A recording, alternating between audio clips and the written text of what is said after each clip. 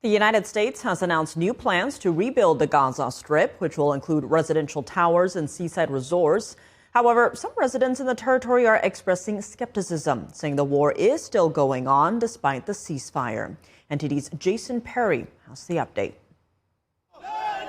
Residents in the Gaza Strip on Thursday held a funeral for 3 Palestinian journalists allegedly killed by Israeli forces. The day before, Israeli troops said they had struck several suspects who were operating a drone affiliated with Hamas in a manner that posed a threat to Israeli troops.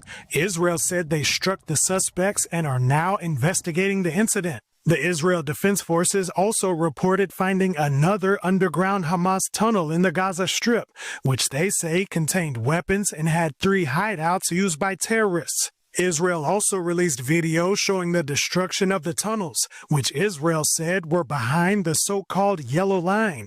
This line marks the boundary behind which Israeli forces withdrew, according to President Trump's Gaza peace plan.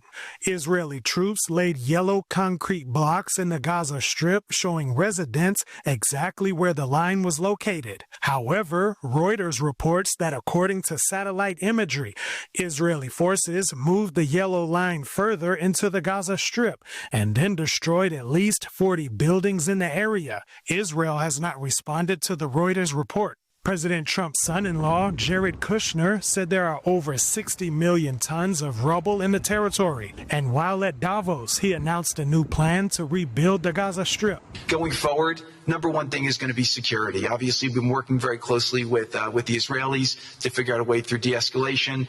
And the next phase is working with Hamas on demilitarization, which I'll talk about in a second. But without security, nobody's going to make investments. Nobody's going to come, build there. We need investments in order to start giving jobs.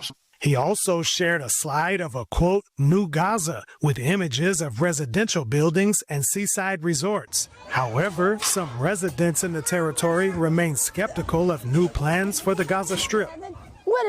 You're talking about reconstruction? Do you even know what reconstruction means? It means Gaza will go back to how it was before. But Gaza is getting worse. Every day it gets worse. And the mother of the last hostage, whose body still remains in the Gaza Strip, also shared her thoughts on the situation. We received a promise from President Trump and also from our Prime Minister that they will do everything and they will bring our child back. We received this promise in a very, very clear and unequivocal manner, and we are waiting for it to happen.